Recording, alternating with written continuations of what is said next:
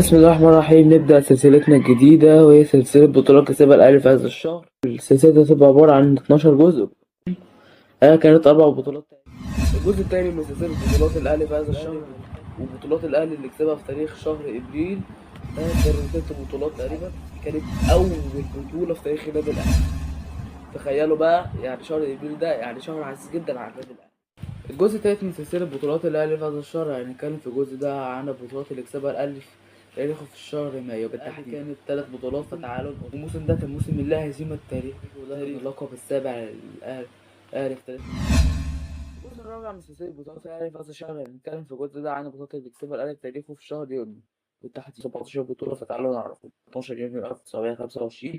الجزء الخامس من سلسلة بطولات الأهلي في هذا الشهر اتكلم في الجزء ده عن البطولات اللي كسبها الأهلي في تاريخه في شهر يوليو بالتحديد، وهم كلهم 8 بطولات في شهر يوليو، واحنا عاملين 4 أجزاء من السلسلة ديت من أول مارس لحد يونيو دلوقتي يوليو. رابط قناة التشغيل على اليوتيوب تحت ديسكريبشن. ويلا بينا نبدأ. قبل ما نبدأ متنساش اللايك والفولو على المنصات ديت. ويلا بينا. البطولة الأولى بطولة كأس السوبر المصري. المباراة النهائية كانت يوم 27 يوليو 2005، والطرفين كانوا الأهلي وإنبي. النتيجة النهائية كانت 1-0 للأهلي، والمسجل هو محمد بركات. ودي كانت مباراة تكتيكية مغلقة. التعادل السلبي كان على طول فيها لحد ما جه محمد بركات وخطف الهدف وجاب لنا البطولة. البطولة الثانية بطولة كأس مصر، والمباراة النهائية كانت يوم 2 يوليو 2007، والطرفين كانوا الأهلي والزمالك. والنتيجة النهائية كانت 4-3 للأهلي. مسجلونهم أسامة حسني ده جاب جولين، وعماد متعب وابو تريكة. وده كان نهائي ماراثوني مش هيتنسي، لان الاهلي تقدم ثم عاد الزمالك عشان يروح بقى للاشواط الاضافيه، ودي شهدت تالق اسامه حسني بتسجيل الاهداف.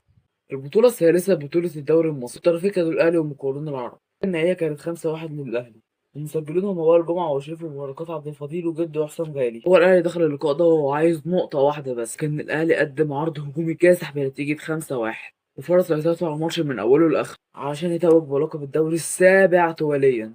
البطولة الرابعة بطولة الدوري المصري. مباراة الحسم كانت يوم 7 يوليو 2014، والطرفين كانوا الأهلي وسموحة في خاتمة الدوري الرباعية. النتيجة النهائية كانت 0-0، والماتش ده كان بمثابة نهاية الدوري الرباعية.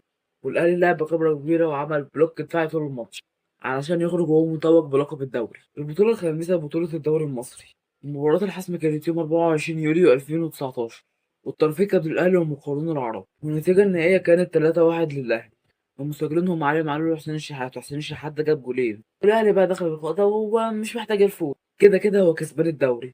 بس هو علي معلول افتتح تسجيل مبكرا. حسين الشحات خلاص عشان الاهلي يجيب لقب ال 41. البطوله السادسه بطوله دوري ابطال افريقيا. المباراه النهائيه كانت يوم 17 يوليو 2021، المسجلين هم محمد شريف وقفشه وعمرو السولية. وهو الاهلي بدا يسيطر على الماتش ده بعد ما جه لاعب من الفريق المنافس اتطرد.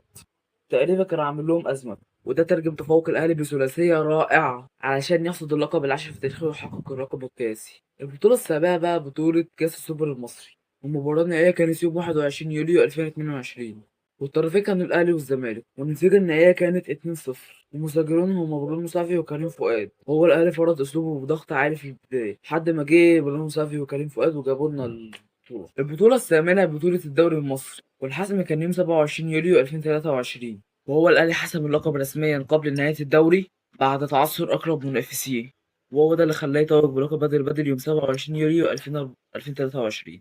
وبس كده الحلقة خلصت. لو عجبتك اعمل لايك وفولو، وبما انك وصلت هنا قول لي رأيك في الحلقة تحت في التعليقات، ويا ريت تعمل اشتراك في قناة اليوتيوب وفولو على تيك توك وانستجرام. بس باي باي.